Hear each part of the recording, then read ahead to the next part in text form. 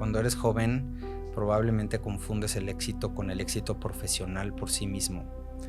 Pero para mí el éxito es una palabra sumamente ambiciosa. Para mí una persona exitosa es aquella que trabaja en todos los aspectos de su vida. Creo que es parte del ser humano reinventarse. Los seres humanos que no se reinventan, creo que no pueden ser exitosos. ¿Tú crees que el éxito es la felicidad o la felicidad es el éxito? Yo creo que el éxito es la felicidad, definitivamente. Porque te decía, cuando tú logras tener una vida de balance, para mí esa es una persona exitosa.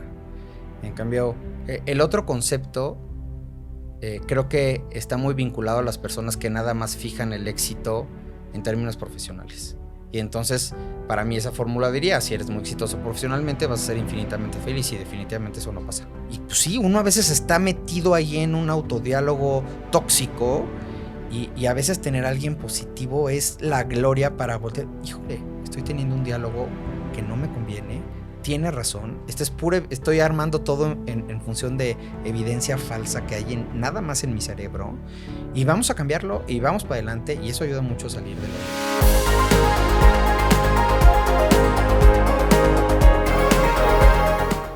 Si te dijera que ser feliz es tu responsabilidad, la más importante, ¿qué pensarías? La felicidad es un proceso que inicia con una decisión personal.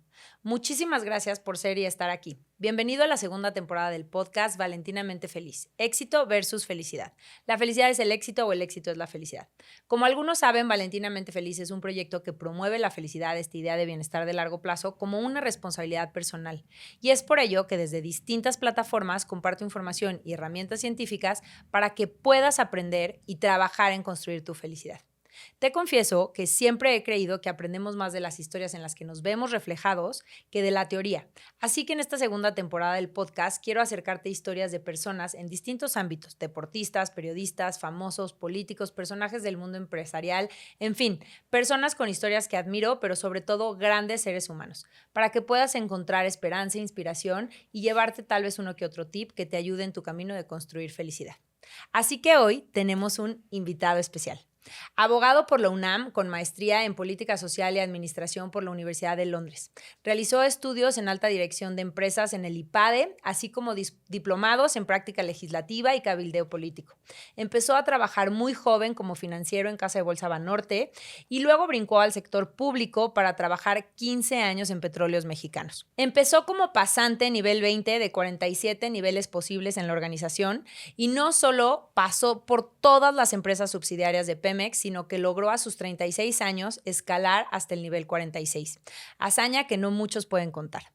Después de representar varios años a México en diversos organismos internacionales, como la Organización Mundial de Comercio en Ginebra, trabajó para la firma de abogados Cleary Gottlieb Steen & Hamilton en Nueva York. A su regreso, dedicó 9 años incansables al combate de la corrupción, quizá como ningún otro contralor lo ha hecho, inhabilitando a cerca de 80 servidores públicos, incluso al servidor público de más alto rango destituido en la historia de nuestro país. Debido al desgaste, terminó saliendo y fue contratado en Grupo Salinas como el director general de los consejos consultivos. En 2018 fue designado director general de la Fundación Azteca, cargo que desempeña hasta ahora, diseñando e implementando programas educativos y sociales que transforman la vida de miles de mexicanos, en particular con los planteles Azteca, proyecto que tomó con 2 escuelas y que hoy abarca 21, incluidas 2 en Guatemala. Es papá de mis 2 tesoros, Lázaro y Simón, mi esposo, pareja y socio de vida desde hace 16 años, un compañero dispuesto a negociar y reinventar las dinámicas de crianza, pareja y familia aprendidas y aprobadas socialmente para poder construir una fórmula equitativa que nos haga florecer como pareja y familia. Un hombre sensible, reflexivo, que siempre está dispuesto a mejorar y transformarse. Sumamente orientado a objetivos y que es excesivamente exigente consigo mismo desde mi punto de vista. Gran amigo de sus amigos, apasionado de la política y la educación. Ama el dominó y jugar tenis, tocar piano, viajar y la buena comida. Un mexicano excepcional que ha dejado el alma en la cancha por su familia y por este país en sus distintos trabajos. Un gran porrista y mi lugar seguro en las malas rachas. Toño Domínguez, bienvenido. Muchas gracias por estar aquí. Gracias por invitarme.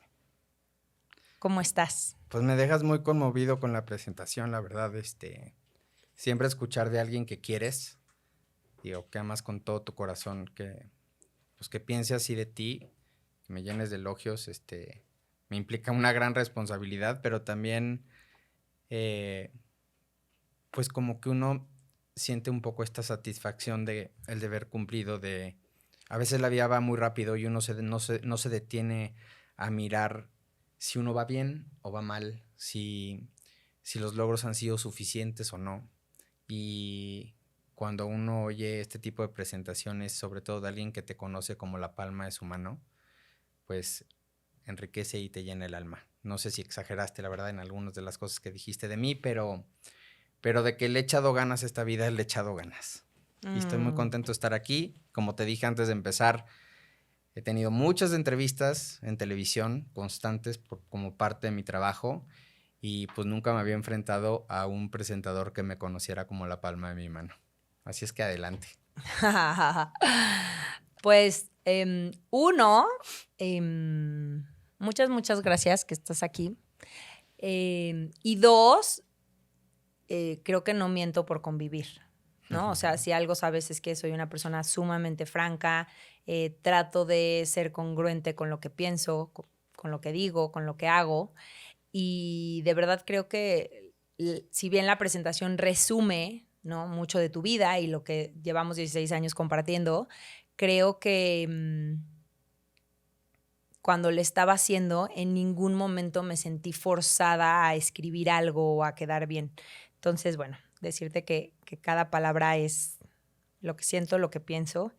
Y pues vamos a empezar porque si no, luego siempre estamos corriendo al final. ¿Te consideras feliz? ¿Realmente feliz? Sin duda. No tengas duda que me considero feliz, pero también teniendo una maestra como tú al lado, pues la verdad es que me ha caído mucha conciencia de que la felicidad es algo que uno tiene que estar chambeando todos los días. Creo que soy un gran alumno tuyo, un gran fan. Y a partir de que empezaste tú, además como mi pareja, en el proceso de entender el proceso de la felicidad y todo, pues tú recordarás que hasta parte de tus cursos de Tal Ben Shahar los tomaba yo mientras corríamos juntos, etcétera. Es un tema que me inquieta, que me llama la atención, que me gusta profundizar, que me gusta trabajar en él. Y a pesar de que mi respuesta definitiva de que sí soy feliz es definitiva, sé que es algo que tengo que seguir construyendo, ¿no? Que es algo que nunca va a parar hasta el día en que me muera.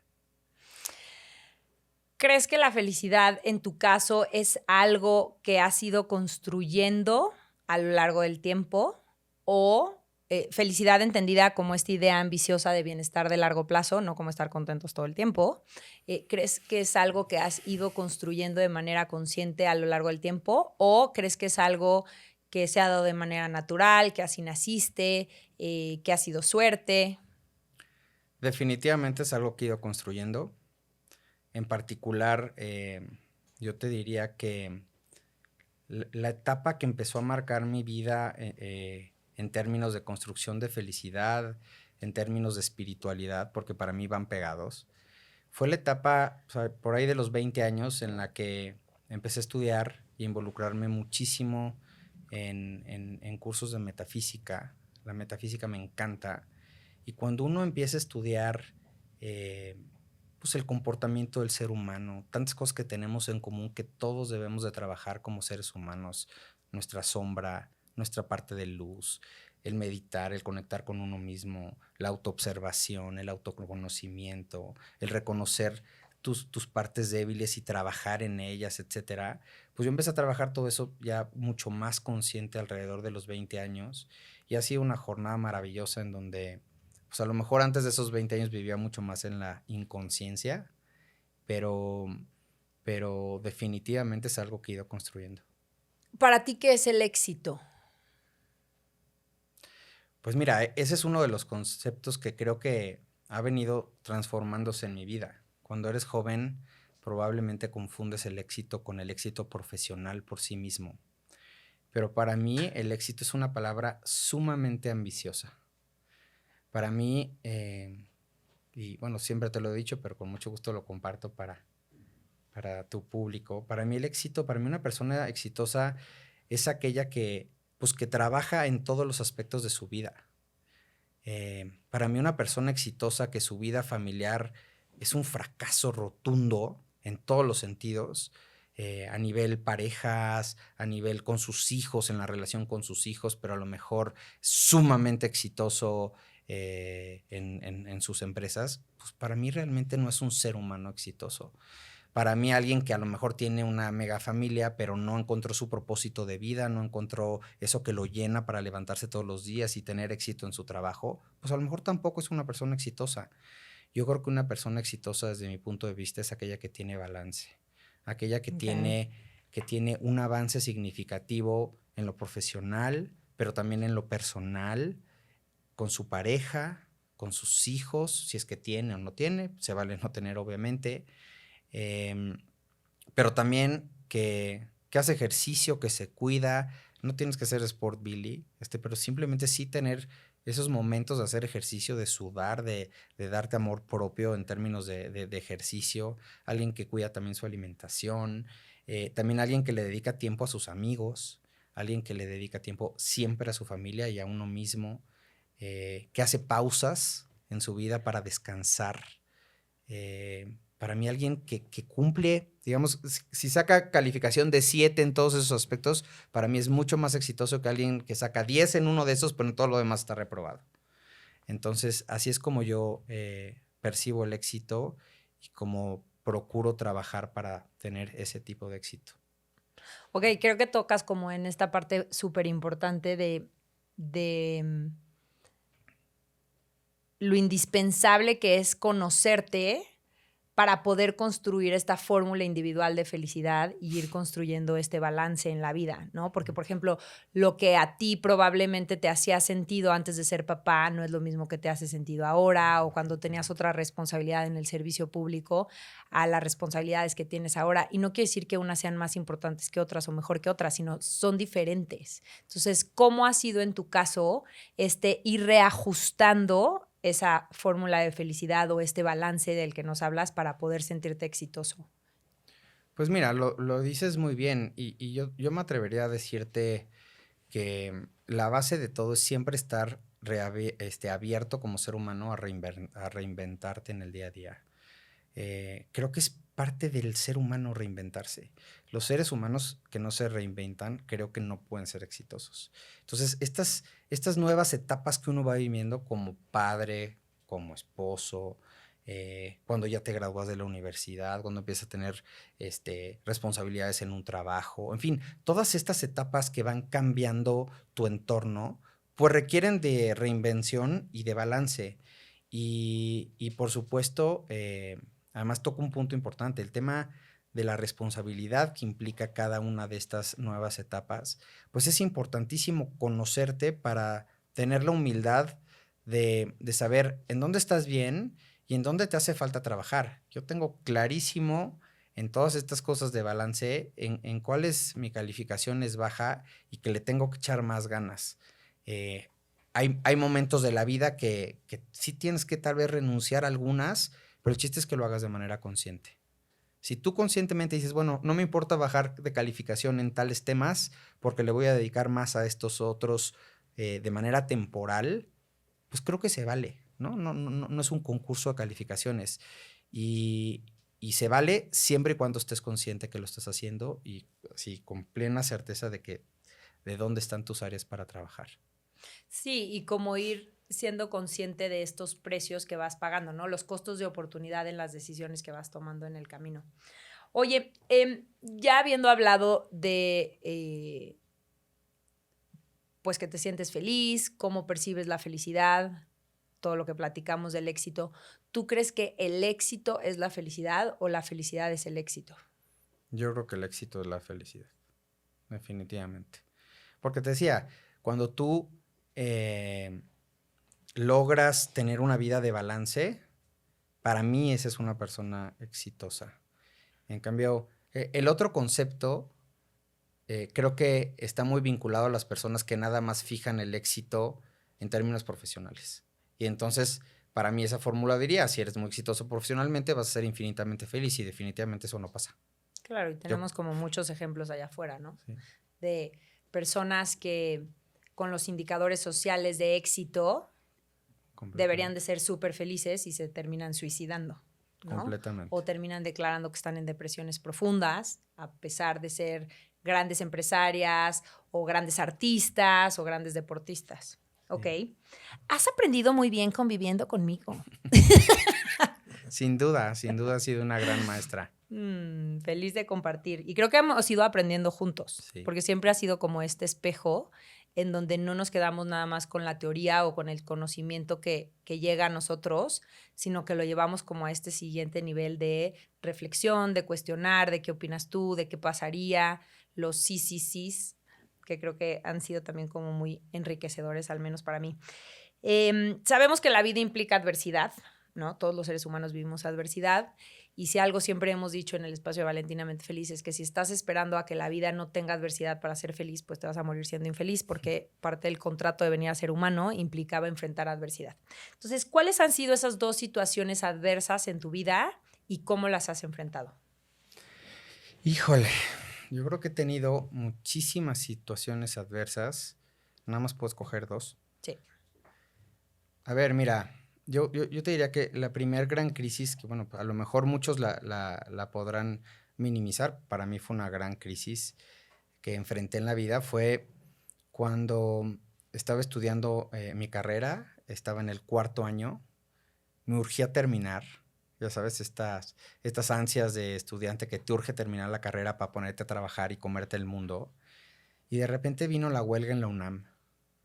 Y para mí, pues quedarme sin escuela un año y además atado de manos, porque son estas circunstancias que no dependen de ti y que por más que luché por conservar mi escuela y fui a los debates estudiantiles de que si se cerraba, no se cerraba, y pocas veces estuve a punto de agarrarme a golpes con los que querían cerrar la UNAM y tomarla, por defender las cosas, pues fue algo que por mucho me rebasó, fue un movimiento social que por supuesto, además me enseñó mucho en términos de política y de entender a mi país, pero me entré yo en una gran depresión de no puedo terminar mi escuela. Esto salió completamente de mis manos, la escuela está tomada, no entra la policía y me quedo sin clases.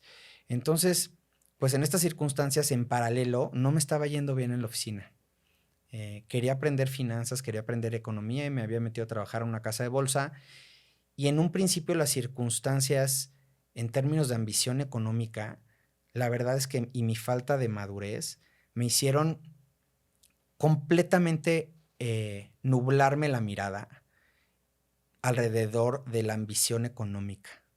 Y yo pensé incluso hasta dejar de ser abogado, sí iba a terminar mi carrera porque lo que procuro que lo que empiezo lo termino, pero en ciertos momentos hasta dudé de mi propósito de vida, por decir, aquí voy a hacer muchísimo dinero. Y entré en un ambiente sumamente tóxico laboral, en donde había dinero que se podía conseguir relativamente fácil, obviamente no chueco, dentro del mundo de las finanzas, en donde yo pensé que en poquitos años yo iba a poder ser millonario. Y oh, sorpresa. Pasó el tiempo, pasaron los años y no era millonario, y no solo no era millonario, por el otro lado me quitan mi escuela. Y entonces estaba fracasando en mi trabajo, pero al mismo tiempo no podía terminar de estudiar.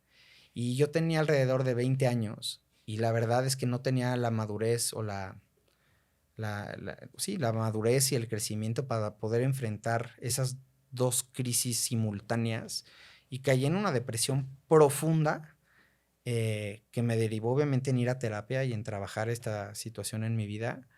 Y pues bueno, si no es por la metafísica no hubiera podido salir de ahí, la verdad. La metafísica me ayudó muchísimo a entender, a trabajar y a salir de ahí. Y lo recuerdo como una etapa verdaderamente difícil, en donde además me sentía sin herramientas. O sea, yo decía, ¿cómo cambio esta realidad? Y bueno, pues poco a poco uno va saliendo de ahí, va saliendo del agua. Y recuerdo mucho que mi papá me decía, tranquilo, cuando la ola te revuelca, pues uno está en la ola y siente uno que se está ahogando, pero de repente ya pasa la ola y ya ves que ya pasó y saliste de ahí y vas cómo se va haciendo chiquita esa ola. Y obviamente pues eso me pasó como nos pasa a todos cuando entramos en una crisis, Sí, todo ¿no? pasa. Tiene final, pero para mí fue una etapa durísima, durísima. Y pues bueno, otra etapa laboral también sumamente difícil fue, pues mencionabas que en mi carrera dediqué 9 años al tema del combate a la corrupción. Y yo te diría que pocos mexicanos han perseguido tanto el tema de la corrupción, sobre todo en Pemex como lo hice yo. Los resultados ahí están, no en número de personas inhabilitadas, en auditorías, en escándalos que encontré y que se hicieron públicos, que lamentablemente muchas veces uno no tiene las herramientas para combatirlos tan a fondo como uno quisiera, pero los resultados ahí están. Y quizá nunca en la historia ningún contralor corporativo de todo Pemex ha pasado primero por las contralorías de abajo, ni ha conocido Pemex como lo conocía yo, porque yo crecí ahí. Claro. Yo me formé en Pemex. Y después de muchos años de trabajar ahí, me cambié al sector de la corrupción. Y normalmente los contralores de Pemex los ponen de fuera. De aquí a que le entienden a la empresa, pues ya acabó el sexenio, ya pasó su etapa. Y conocer Pemex es muy complejo. Entonces, yo creía que estaba haciendo un trabajo pues muy bueno y que tenía todas las herramientas para profundizar y cada vez llegar más lejos. Y pues de la noche a la mañana, obviamente, pues se tocaron las fibras sensibles y de la noche a la mañana me dijeron, pues ya no vas a estar aquí. Y pues como tú recordarás, para mí fue una etapa sumamente difícil, una etapa que también, o sea, no me podía explicar cómo, si estoy haciendo un buen trabajo, ¿por qué ya no quieren que esté aquí? Y pues probablemente era por eso. Pero a nivel personal sí me deprimió muchísimo. Me costó mucho trabajo entenderlo. Y pues bueno, uno también otra vez cuando pasa la ola, uno ya lo puede entender cuando ya pasó esa ola, pero en el momento me costó muchísimo trabajo. Aparte estábamos en la pasarlo, ¿no? coyuntura de que estábamos embarazados de Lázaro y iban a ser, Es ¿no? correcto. No sé si quieras como platicarles esta momento en donde pues también la parte personal abonaba a la crisis. Fue súper difícil porque cuando me dicen que ya no esté ahí, Lázaro estaba a 1 mes de nacer. Entonces, pues uno en su primer hijo, bueno, en todos los hijos, pero en el primero en particular, tiene muchísimos miedos. Y todos estos miedos que tienen que ver con cómo voy a salir adelante, pues yo no había sido un corrupto que tuviera en mi cuenta millones de dólares para decir, si me corren mañana no pasa nada. Yo necesitaba mi trabajo para pagar el parto de mi hijo, para salir adelante como familia. Y entonces se viene abajo un trabajo que además me costó muchísimo trabajo conseguir y alcanzar, que por cierto disfruté muy poco. Una de las paradojas de la vida es que tú bien sabes, siempre quise esa posición de ser contralor de todo Pemex y cuando la tuve quizás de lo menos que he disfrutado en mi vida.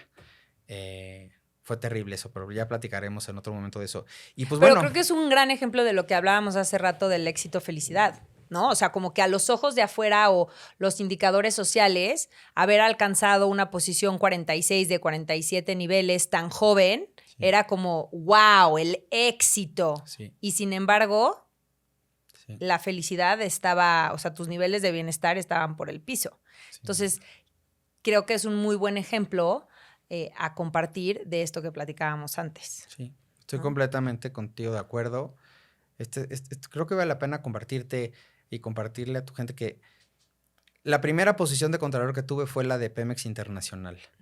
Y fue una posición que durante 4 veces intenté ser contralor de PMI. Y no se me hicieron 3 veces. Y eso me deprimía muchísimo, porque como bien dijiste, siempre he estado enfocado a objetivos y cuando no logro un objetivo, me cuesta mucho trabajo a mí a nivel personal lidiar con eso, ¿no? Y no valorarme en función de eso, es una de las áreas que tengo que trabajar conmigo, porque me doy poco valor a mí mismo cuando no logro el objetivo y creo que no está bien. Pero bueno, 3 veces lo intenté, hasta la 4ª lo logré y el día que me nombraron recuerdo haberte dicho, ahora voy por la que sigue. Quiero ser contralor de todo Pemex. Y recuerdo que me dijiste, ¿cómo? Tanto tiempo que buscaste esta posición y el día que te nombran, ¿no la vas a disfrutar? Ya estás pensando en el siguiente objetivo. Y recuerdo que yo en ese entonces un poco soberbiamente me dije a mí mismo, vale, no entiende, por supuesto que voy por la próxima posición. Y mira, la vida me enseñó que tenías razón. Y yo te digo, de todas las posiciones, además que después tuve de Contralor de PMI, fui de Contralor de Refinación y luego de Pemex Gas y luego ya fui de todo Pemex. La posición que más disfruté de todas y que la que más recuerdo con cariño, con resultados, con pasión, el mejor equipo de trabajo, etcétera, fue la de Pemex Internacional. Y yo todo el tiempo enfocado en la posición que no tenía. En la que No sigue, en la que enfocado en sigue. el presente y a veces esa frase de éramos felices y no lo sabíamos, a veces te pasa en la vida, las circunstancias de la vida te las ponen y pues bueno, para mí ahí fue una gran lección. Y regresando al tema de que venía Lázaro, pues la parte más dolorosa, incluso más de que me quitaran, fue que me enfrenté a esta circunstancia en donde van a ser mi hijo y yo sin trabajo, eso no puede ser. Y entonces me ofrecieron otro trabajo muy importante dentro de Pemex, pero sabía que me querían por un tema de lavarse un poco la cara por un lado y por el otro porque efectivamente tenía muchísima experiencia para desarrollar esa nueva posición que me estaban ofreciendo y que nadie la había desempeñado, era un cargo nuevo y con un reto enorme. Y yo te digo una cosa, yo la verdad es que creo que si yo hubiera tenido los recursos económicos, pues yo debía haber dicho, no, no acepto esta posición. Si no me quieres en la posición que me estoy desempeñando bien, me voy de aquí. Pero no tenía la independencia financiera para poder hacerlo. Y también siento que la depresión que tenía que ver con un poco de que sentí que me tuve que pisar un poco a mí mismo y aceptar por el miedo a ser un papá sin empleo. Y fue parte de lo que tuve que vivir. Obviamente el día 2 me puse a buscar otro trabajo y se logró. Y otra vez, cuando pasó la ola, hoy hasta lo agradezco. Y hoy estoy muy contento en esas otras oportunidades que la vida me brindó. Pero cuando uno está dentro del vaso con agua, se está ahogando. Sí, no ves la luz, no No ves la piensas en luz. que va a pasar y que va a haber luz al final del túnel y que todo va a tener sentido después, porque siempre es como muy fácil unir los puntos hacia atrás, pero no siempre hacia adelante. Sí. Y déjame nomás decirte una tercera, aunque me hayas dicho que dos, porque te di dos profesionales. Yo te diría que una tercera para mí fue, obviamente, la muerte de mi madre, ¿no? Uno nunca está preparado para la orfandad. Y mi mamá tuvo una enfermedad larga y que me costó muchísimo trabajo soltar, que no dependía de mí. O sea, a nivel mío, parte de mi dolor era no puedo hacer nada por ayudarla. Es su responsabilidad, su vida, su salud y su vida misma. Yo creo que la vida de todos nosotros es responsabilidad de nosotros mismos. Y por más que quieras a alguien, no puedes hacer nada ni por un hijo ni por tu mamá. Y para mí fue un proceso de mucho aprendizaje. La parte buena fue que cuando se fue yo ya había superado. O sea, fue algo que trabajé varios años en vida, en donde cuando murió me pude sentir en paz de que no me sentía responsable en lo más mínimo de lo que había pasado, pero fue un proceso bastante duro.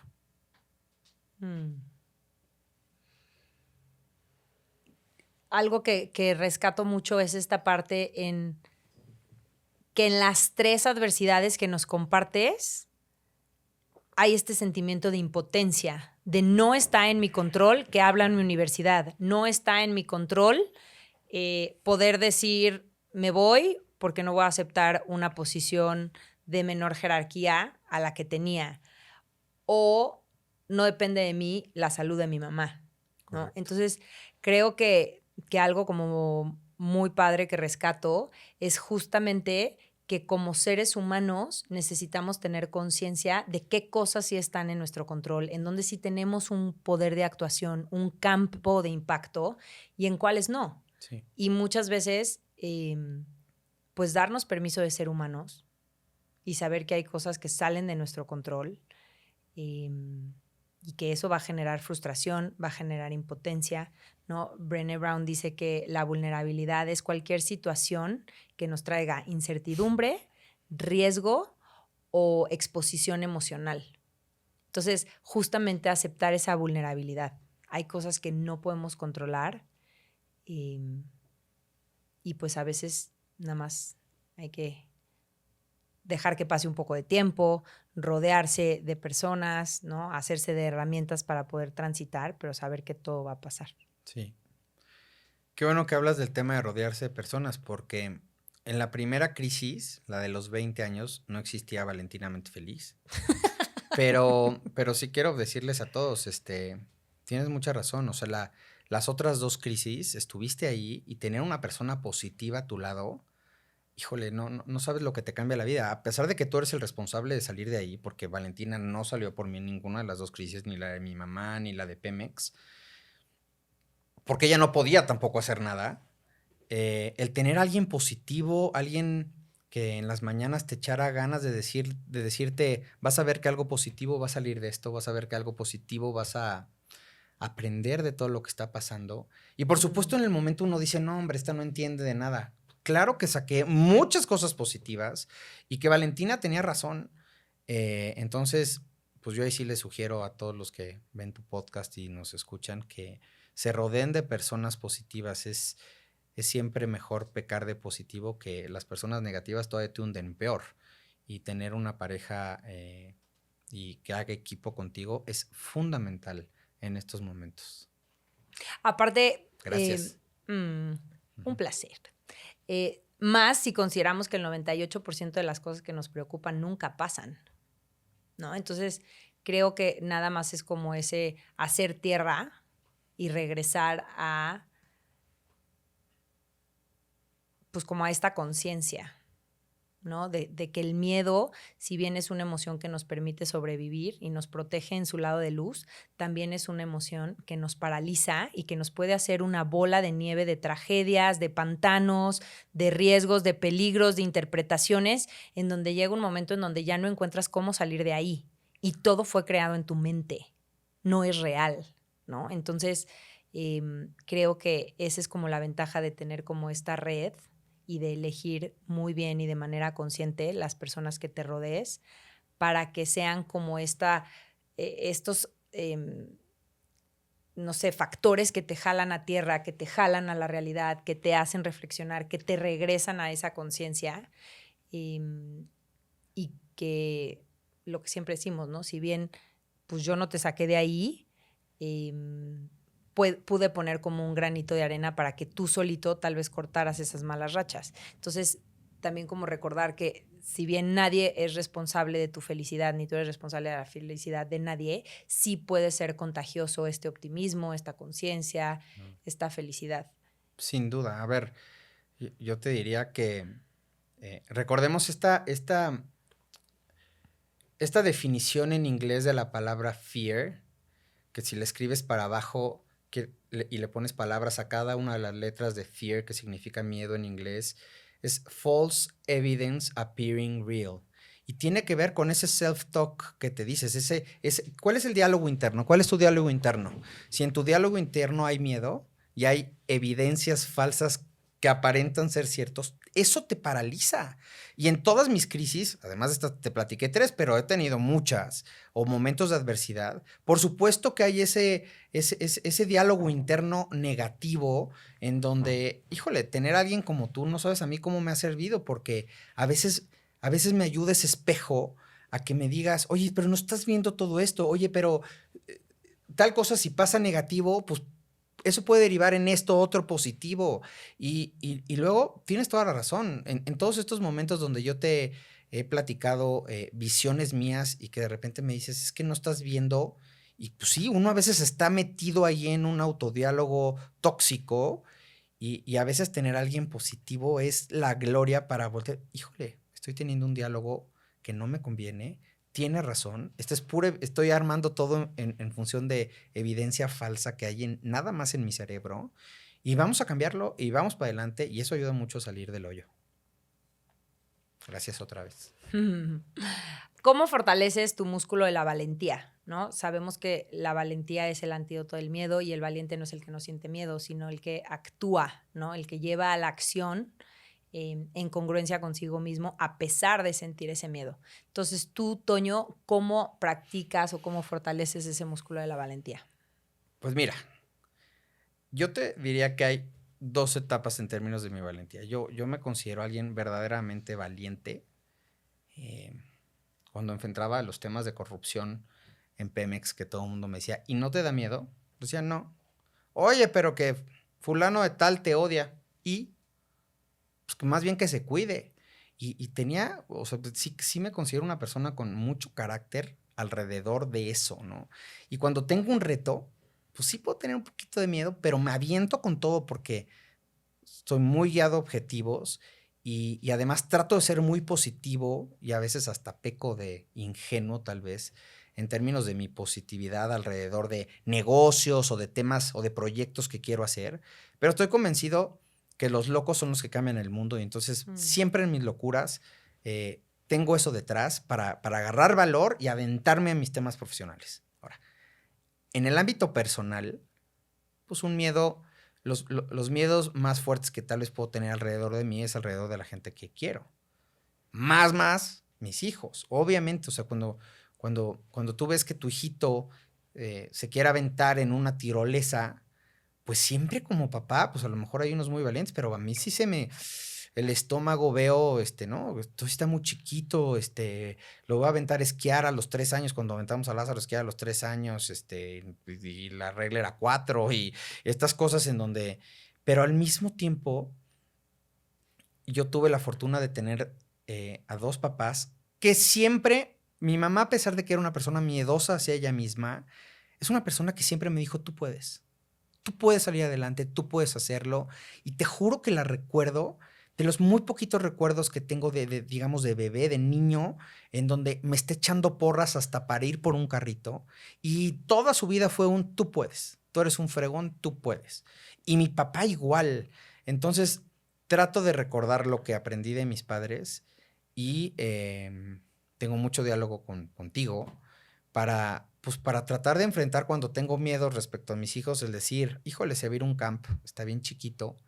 Y recuerdo, bueno, pero yo también lo hice algún día y tiene que salir adelante y que vaya con el mesero y le pida, él directo le pida las cosas y desde retos chiquitos de no solucionarles la vida, me ayuda a controlar mi miedo y a decir, me la tengo que jugar por ellos.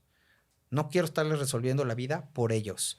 Y aguántate tu miedo y que sean seguros y que si se da un guamazo, obviamente hay cosas que, pues definitivamente los frenos y si el peligro es demasiado grande, ¿verdad? Pero procuro todo el tiempo estar observándome cuando me entra ese miedo, que por supuesto me entra muy seguido, y tratar de controlarlo y de echarme para adelante, sobre todo en términos de los niños.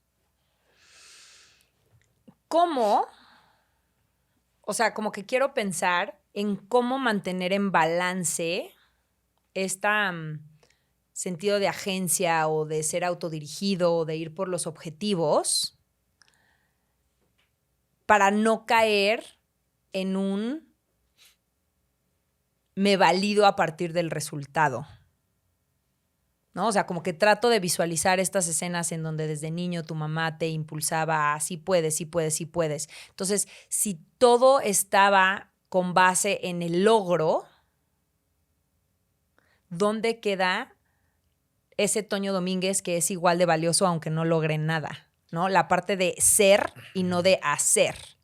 Cómo hoy, desde la conciencia del adulto, puedes lidiar con esta idea, o si es un automático, ¿no? Que te vas a hacer, porque al final, pues es desde donde Toño, el niño, aprendió que podía ser valioso, tal vez, ¿no? Pues mira, tú que me conoces muy bien, la herramienta para mí del eneagrama es una herramienta poderosísima, muy, muy valiosa para todos los seres humanos, para conocer a los seres humanos, pero sobre todo para conocerte a ti. Y cuando empecé a estudiar metafísica, que por primera vez me acerqué a la herramienta del eneagrama, que me di cuenta que yo era la personalidad 3, yo te diría que el principal trabajo de la personalidad 3 es no validarse, no validar a los demás en función de sus logros o pertenencias. Entonces, estás tocando, te diría, uno de los principales ejes que sé que es en los que trabajo todos los días y que tengo que trabajar toda mi vida porque efectivamente yo crecí pues con esta equivocada creencia de que si logras, vales. Y efectivamente, lo que he tenido que aprender es... Y te voy a decir una cosa, la crisis de la que te platiqué de los 20 años, toda mi terapia gestal fue alrededor de entender que yo valía independientemente de que tuviera un título universitario o independientemente de que tuviera éxito o no en una casa de bolsa, que yo valía lo mismo. Con un fracaso o con un éxito valía lo mismo. Y desde ese entonces no he parado de trabajar en esas cosas. Fue ahí, en esa etapa, en esa edad, donde incluso también uno empecé a trabajar estas cosas que en la personalidad 3 son muy comunes, que tienen que ver, por ejemplo, con las marcas. O sea, para un personalidad 3, las marcas son algo verdaderamente importante porque le dan un valor falso al ser humano. Sí, lo validan. Y yo vivía ahí, lo tengo que reconocer, yo vivía ahí. A mí me encantaban, no necesariamente exhibir la marca, pero las cosas de marca para mí eran importantísimas porque me sentía valioso. Y presumir mis logros era algo que me hacía que me diera valor. Y tuve que entender que todos los seres humanos, independientemente de su éxito profesional o valor económico o logros, valen lo mismo, todos valemos igual. Todos valemos igual y todos somos producto de nuestra historia. Entonces, pues le pegaste a un tema importante en lo que yo he trabajado toda mi vida y yo creo que he trabajado muchísimo esto de las marcas, los logros, etcétera, pero pues sin duda es algo con lo que tendré que seguir trabajando porque soy 3. Y creo que algo que es como muy padre y que creo que puede ser como muy valioso para la comunidad y todos los papás que nos escuchan, es que al final el automático es o sea, hacia los hijos, es para llegar lejos y esfuérzate y comprométete y cuando logres. Entonces, muchas veces creo que mandamos estos mensajes equivocados en donde justamente estamos cayendo en el vicio que nosotros vivimos, que es condicionar la felicidad. O sea, hoy no eres tan valioso, pero te estás preparando para ser valioso cuando te gradúes de la primaria, cuando ganes el partido de fútbol, cuando seas grande y seas un empresario.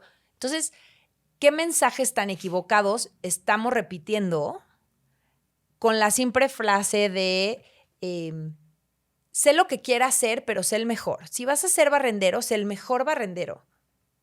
¿Por qué tendría que ser el mejor? ¿Sabes? O sea, creo que no está peleada la idea de esfuérzate, comprométete, sé disciplinado, sé tenaz, persevera, mejora, pero nunca irnos al extremo en donde nos obsesionemos y donde mandemos estos mensajes equivocados que hasta que seas el mejor en algo, vas a tener un lugar en este mundo y vas a ser valioso y te voy a querer y vas a pertenecer, ¿no? O sea, sé pues, lo que quieras hacer mientras seas feliz. Exacto. Creo que ese sería como el nuevo planteamiento. Sí. Porque también estas ideas hacen que la gente no, o que los chavos sientan que elegir carrera es como el juicio final, o el trabajo es como el juicio final, o que existe este camino de paso 1, paso 2, paso 3. No es cierto. O sea, al final siempre todos los seres humanos a cualquier edad tenemos la posibilidad de reinventarnos. Y este tipo de ideas falsas, yo puedo ser medio pelo y luego puedo cambiar e intentar ser pianista y ser medio pelo. Obviamente todas las decisiones van a tener un costo asociado y ciertas retribuciones asociadas, pero siempre puedes dar vuelta en U, siempre te puedes reinventar, siempre puedes cambiar y creo que la clave está en realmente poner los reflectores hacia adentro y construir un autoconcepto positivo, un amor propio, un sé congruente contigo, conócete, séte fiel a ti. Y al final creo que todas estas fases del camino son llevaderas y se pueden ir ajustando y rehaciendo, ¿no? Y creo que es algo que también como papás hemos pues tenido que ir aprendiendo y irnos cuestionando en el camino e incluso ir discutiendo entre nosotros, ¿no? Estoy de acuerdo contigo. Y creo que también está padre. Muy bien, sí. Oye, ¿cuál sería pues aquella situación, decisión o momento que te ha costado como más trabajo sobrepasar, llevar en los 16 años que tenemos juntos? Tu maestría. Digo, para los que no saben de qué estoy hablando, Valentina y yo, ya casados, se fue a hacer su maestría año y medio, casi 2 años a Canadá, y parte de ella se fue a París. Y pues sí implicó un reto enorme, no solo como pareja, sino a nivel personal, ¿no? O sea, para mí apoyar esa decisión me costó muchísimo trabajo porque, pues obviamente nadie quiere estar sin su pareja, ¿no? Y más cuando la amas. La tecnología nos ayudó mucho, ya empezaba a existir el FaceTime. Me acuerdo que Valentina me regaló una de las primeras iPads y entonces cenábamos juntos con un iPad haciendo FaceTime en las noches y eso nos ayudó a acercarnos. Pero, pues, cuando dos personas se separan con tanta distancia, sabes poco de la otra persona por más que chatees, por más que te llames en la noche. En primer lugar, pues obviamente tienes que confiar en la otra persona. Y por el otro lado, pues la extrañas, ¿no? Y entonces muchas veces se podía haber lidiado como que pareciera que había temas de control, pero también para mí no era un tema de control el que no te fueras, para mí era un tema de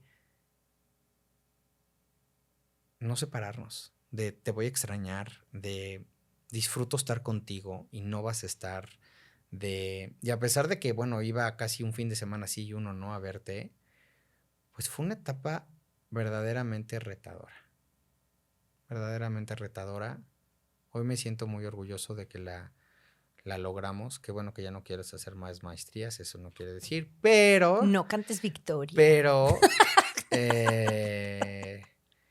pues la verdad es que, digamos que esa batalla me la ganaste con una frase durísima que fue: tú ya te fuiste de maestría, ahora quiero irme yo. Y tú lo platicas como una de las etapas más hermosas de tu vida. ¿Por qué no la voy a tener yo?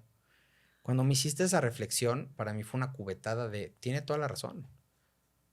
¿Por qué no apoyarla en su derecho y en su crecimiento como ser humano? Ahora, se dice fácil. La verdad es que como pareja fue sumamente retador y costoso por irte a ver. Pero, bueno, creo que valió la pena. Valió la pena y por supuesto que tenías todo el derecho que tuve yo en su momento de irme. Tú no me extrañaste porque todavía no estábamos juntos.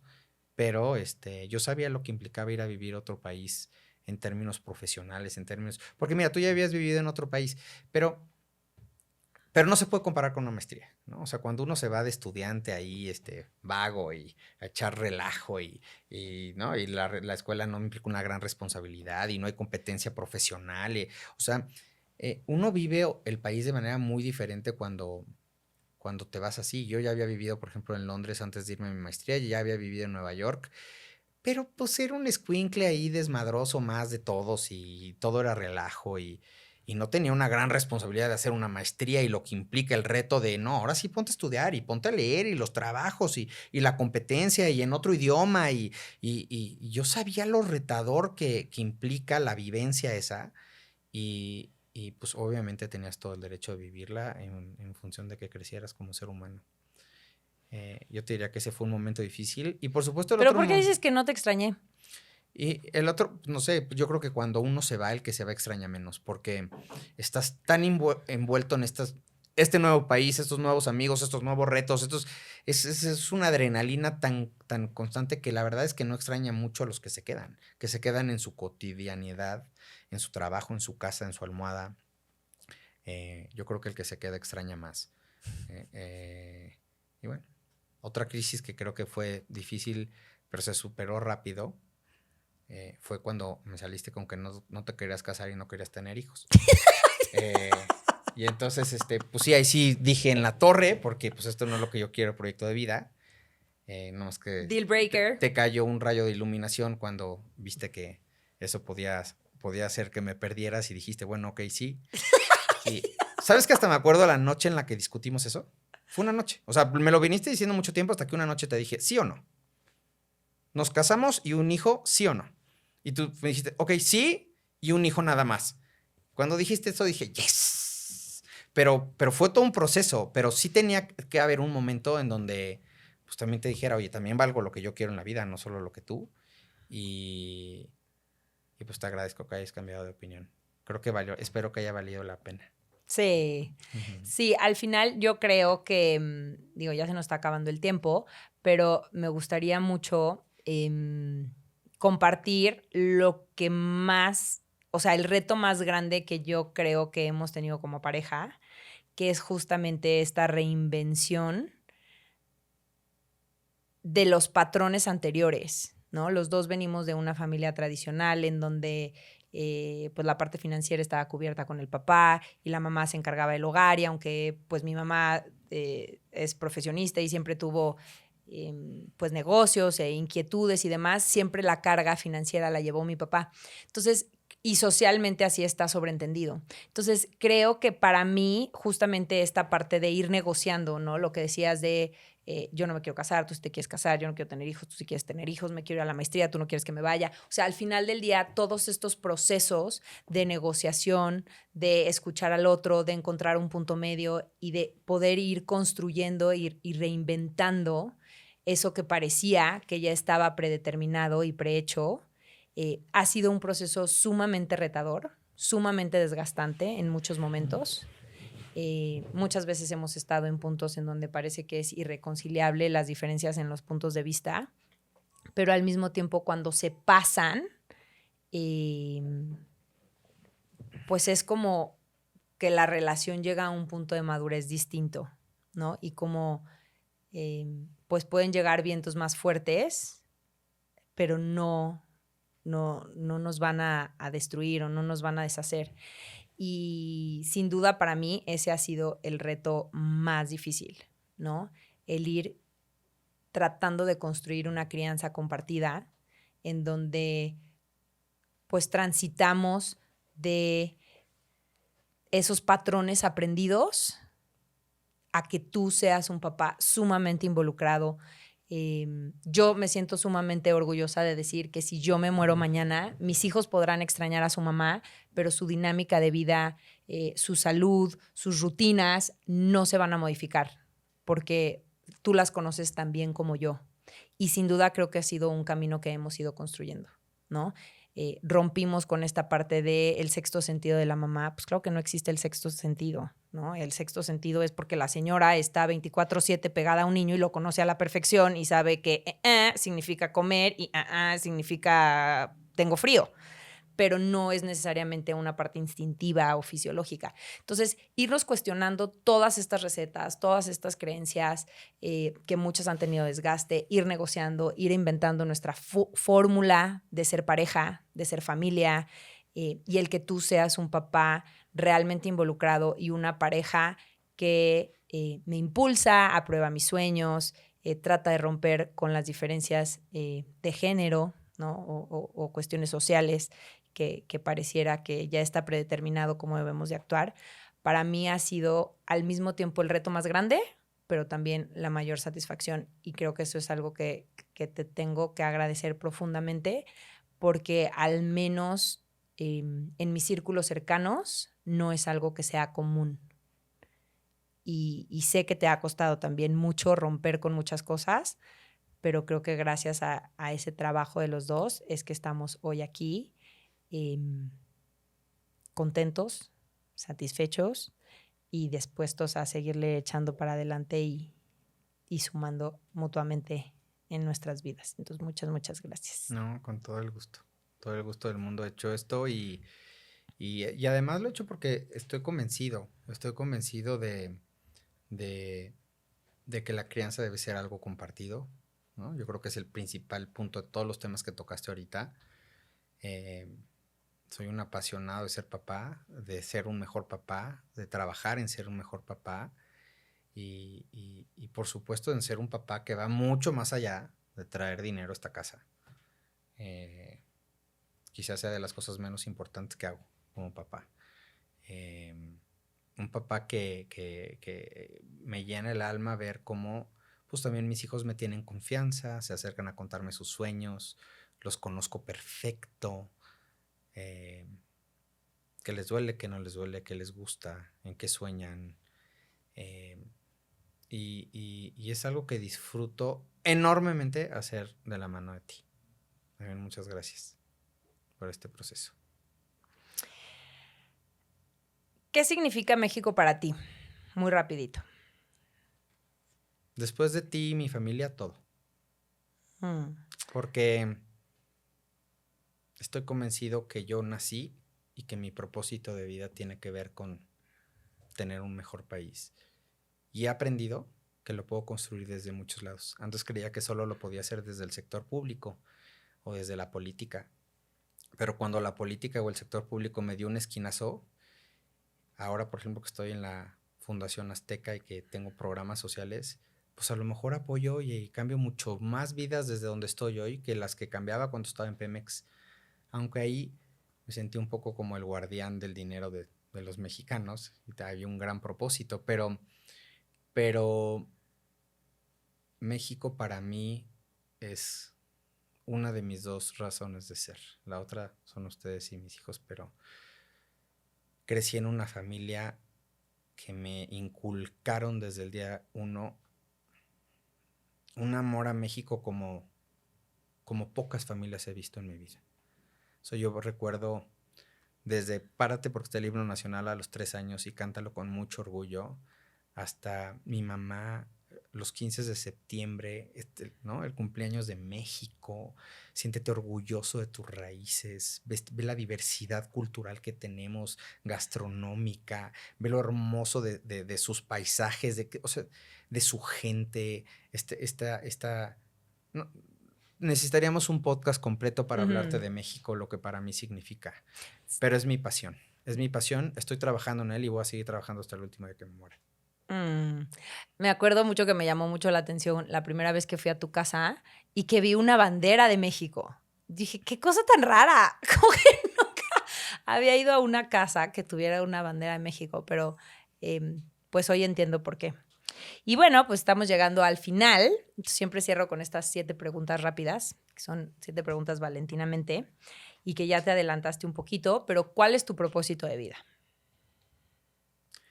¿Se vale tener 2? Sí. Es que yo creo que uno tiene a nivel personal, pues es formar un par de mexicanos que tenemos tú y yo en común, que son nuestros hijos, buenos mexicanos, hombres de bien. A nivel personal, responsables de sí mismos. A nivel personal creo que ahí está un propósito enorme de mi vida, ¿no? Ser responsables de sí mismos, pero que también son buenos mexicanos y que van a ayudar a cambiar nuestro entorno cada vez más. Y a nivel profesional, pues ya te contesté. Mi propósito tiene que ver con la grandeza de nuestro país y que alcance su máximo potencial. Por ahí está. ¿Qué te hace sentir feliz? Estar con mi familia.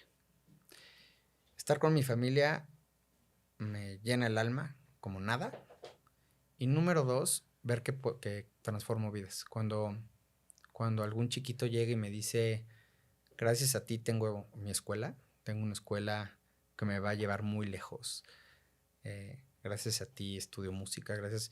Y la verdad es que no es gracias a mí, ¿no? O sea, yo soy uno de los canales que permite que todo esto suceda, ¿no? Yo no pongo el dinero, lo pone alguien más. Ahí empieza la cadena, ¿no? Pero yo sí trabajo en que ese dinero baje bien y a ti te llegue mejor y ocurran las cosas, ¿verdad? Entonces, pues eso me llena el alma también, transformar la vida de la gente y ayudar. Siempre ayudo. Soy una persona que, oye, ¿me ayudas con esto? Si está en mi alcance, sin duda sí. Siempre la respuesta es sí. Eso también viene de mis padres. ¿Cuál es la emoción que más sientes? La alegría. ¿Cómo te diviertes? Jugando con mis hijos, jugando dominó con mis amigos. ¿Cómo te demuestras amor propio? tomando vacaciones, sí o sí. Tomando esas pausas importantes en la vida con mi familia para disfrutarlos, para desconectarme absolutamente del trabajo. Para mí son fundamentales en darme amor propio. Y en la cotidianidad te diría que tomarme un vapor en el club es una forma deliciosa de darme amor propio. Me encanta. ¿Cuál es el acto de generosidad que más valoras? Cuando das tu tiempo para cambiar la vida de los demás. Cuando tú das tiempo tuyo, que no necesariamente es remunerado, para transformar la vida de alguien o para ayudarte en algo, cuando ves por el prójimo, creo que ahí habla de generosidad de alma. ¿Qué es lo que más le agradeces a la vida? Haberte conocido. Eso estuvo muy dulce. Y bueno, esta ya la conoces, es la alcancía de gratitud. Porque de ahí derivó todo lo demás. Es la raíz. Pues sí, si no tuviéramos estos hijos, si no te hubiera conocido, ¿verdad? Pues no. Perdón. De lo que se trata es de construir el hábito de la gratitud, agradeciendo 3 cosas todos los días. Entonces te voy a pedir que en lo que cierro el programa vas a escribir aquí 3 cosas por las que estás agradecido y las depositamos en esta cajita. Con una mini letra. Con una mini letra. Espero que esta información te haya gustado, pero sobre todo que te haya servido. Ojalá haya despertado en ti las ganas de elegir por y para ti, de retomar tu poder, de construir tu mejor versión y de responsabilizarte con hechos de tu felicidad, para trabajar todos los días en construirla. Si crees que esta información es valiosa y puede servirle a alguien que conoces, compártela y así nos estarás ayudando a acelerar esta revolución de felicidad, de amor propio. Suscríbete a nuestro canal de YouTube, dale like, comenta y si tienes alguna duda o quieres profundizar, puedes encontrarme en mis redes sociales como @valentinamente_feliz, en YouTube, TikTok, Facebook, etc. O en mi página de internet www.valentinamentefeliz.com. Gracias por compartir con nosotros lo más valioso que tienes. Hasta pronto, nos seguimos escuchando y recuerda que ser feliz es tu responsabilidad. Muchas, muchas gracias. Muchas gracias a ti. Encantado de estar aquí.